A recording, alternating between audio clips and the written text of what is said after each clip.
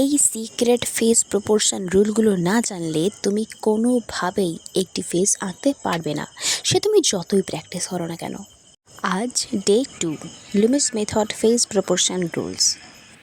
আজ আমরা শিখব মানুষের মুখে চোখ কোথায় বসবে, নাক কোথায় বসবে আর ঠোঁট কোথায় বসবে।